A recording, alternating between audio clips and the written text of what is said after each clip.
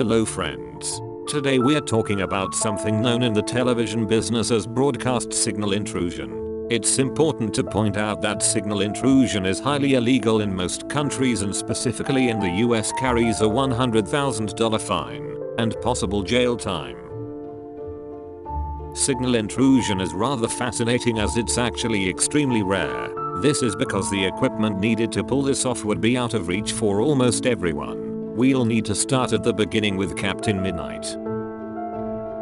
In the mid-1980s, controversy erupted in the cable programming world. United States media companies that owned paid television channels began scrambling their programming and charging fees to home satellite dish owners.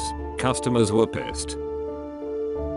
On the 20th of April 1986, John McDougal, a satellite television dealer in Ocala, Florida, transmitted a color bar test pattern which was superimposed on HBO's signal. This only lasted for a few seconds and HBO did not investigate the incident as very few people had been watching at the time.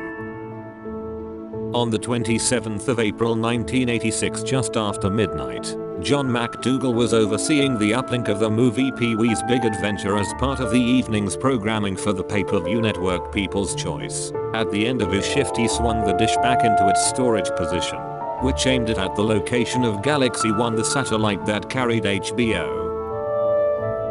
As a protest against the introduction of high fees and scrambling equipment, he transmitted a signal onto the satellite that for 4 minutes overrode HBO's telecast of the movie The Falcon and the Snowman, which had begun 2 minutes earlier.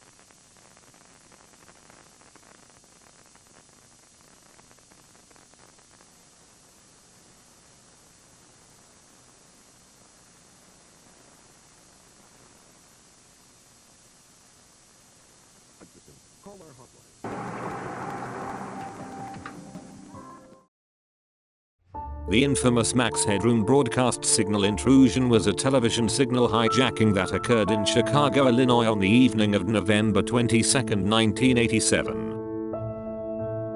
At the time, Max Headroom was a fictional character invented by Coca-Cola and had become incredibly popular. In his first attempt, it seems the attacker's signal was not quite strong enough as the audio is not really clear.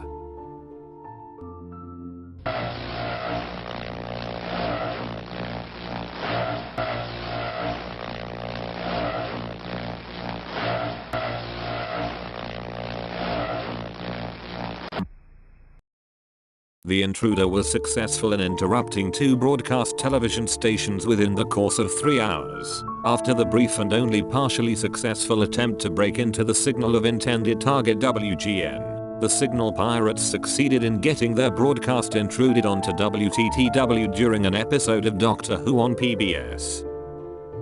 The following video has become a revered source of hacker mythology as the signal hijackers' identities were never found. Just imagine the lulls that were had. Forgotten with the old ones of your tribe. That is the only way to learn. I'll get you a hot drink, miss. I think some dry clothing. Because he's a freaking nerd. I think I'm gonna Chuck Swirsky working with oh, Jesus. Yeah. That's the way.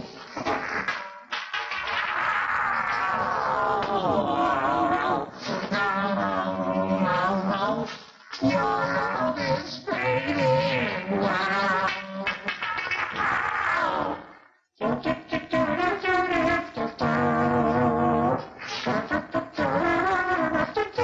I still see the X.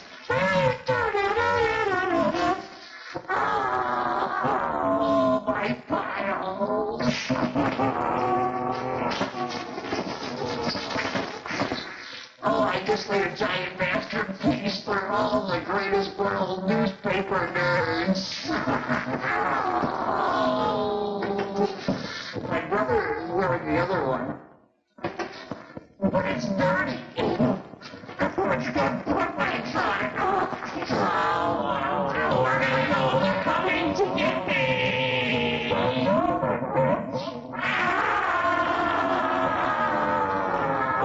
Oh, big lips.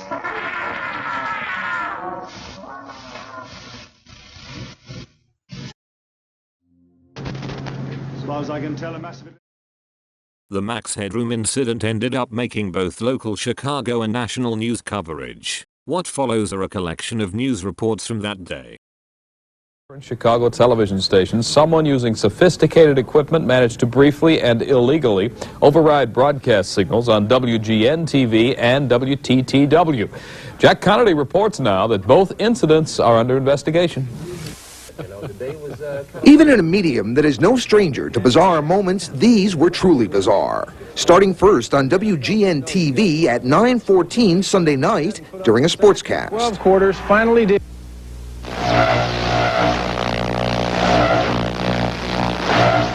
Take some pretty sophisticated microwave equipment operating in the broadcast auxiliary frequency bands and a significant amount of power. About 2 hours later, the video pirate struck again. This time, the target was a science fiction broadcast on PBS affiliate WTTW. And this time, it wasn't 25 seconds long. It ran for almost a minute and a half. He's a freaking nerd. I think I'm better than Chuck Swirsky. By this time, the pirate had managed to insert audio as well, along with a display of a marital aid and a portion of his or her anatomy.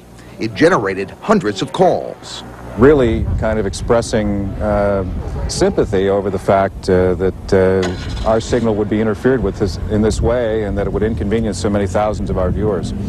The incidents are now under investigation by the FCC and the FBI. But the odds, I'd say, if a guy continues to involve himself, either sporadically or continuously, it's very great that we will determine who it is. All early evidence points to someone with a broadcasting background. Someone who really knows the business and microwave in general. But the person in the Max Headroom disguise may not know how sophisticated officials can be in tracing this sort of thing. It leaves an electronic signature. And while it may have been a stunt, it is not treated as a joke. Chicago's video pirate could face a jail sentence and fines for his freelance exercise in public access. Jack Connerty, Fox 32 News. Jury deliberations tonight is trying to find out who's responsible for 2 acts of video piracy. Last night, someone broke into regular programming here on Channel 9 and on Chicago's public broadcasting station. As Larry Roderick reports, the first interruption took place during last night's 9 o'clock news. Sports anchor Dan Rowan had just started his Sunday night Bears report when the screen suddenly went black, then came back on with a new unruly presence. A man wearing a Max Headroom mask. We had been taken over by a video pirate for a short time, until technicians here changed microwave channels between the studio and the transmitter and knocked him off the air. And apparently somebody with some microwave equipment was able to interfere with our signal going to the Hancock transmitter. Now, this is not just anybody off the street. He has to have an electronic expertise of some level, right? Yes, he does. It takes very sophisticated equipment to do this at a significant power level. So this isn't something that just anyone would be able to accomplish. But Channel 9 wasn't alone in its Max Headroom appearance. There was even a longer episode on Channel 11, public broadcasting. Only way to learn. I'll get you a hot drink, miss. A little after 11 p.m., Doctor Who was knocked out by the Max look-alike, who pitched a soft drink, then performed a series of antics that station officials found less than humorous before the pirate himself pulled the plug. Fortunately, it was a self-destruct mechanism. It was beyond our control. We now have already implemented steps whereby we could take something like that off the air immediately if it were to occur again. It did, of its own volition, go off the air, as I say, after about a minute and a half. It annoyed some viewers. No, I just thought it would be just a slight mess-up, but that in the middle of the tape, it's going to be You're going to have to tape over it. Angered others. Somebody wants to get attention, what do? They go break into a television broadcast. Just to get attention, like throwing a brick through your window, so to speak. Okay. It's not too bright, really. Well, some thought it was a lot of fun. So what did you think about the whole thing? Very, very funny. It may seem rather humorous, but there is more to it than that. For when this person is caught, he or she will face both civil and criminal penalties. It is very serious, and we'd like to inform anybody who's involved in this type of thing that it is serious and that we will take every step that we can to find out who is doing it. And once we have determined that, we will make sure that the full extent of the law is carried out. Meanwhile, Channel 9 engineers say they have taken steps to prevent further appearances of the mock Max. This is Larry Roderick, WGN News. Well, the FCC says last night's piracy was the first of its kind in Chicago. Another one is on tonight, this one for the video pirates who managed to scramble Chicago airwaves. The pirates interrupted WGN and WTTW programming with a show of their own. Our Mike Kirsch has more. Channel 11's Doctor Who was unexpectedly knocked off the TV screen last night by a broadcast pirate disguised as Max Headroom. Chuck Swirsky. The wacky and at times perverse TV surprise came shortly after 11 o'clock, lasting about a minute and a half. The same thing happened at WGN's 9 o'clock news broadcast earlier in the evening. Someone wants to get into your house, they can find a way to do that. And I guess likewise, if someone wants to interfere with your signal, they can find a way to do that.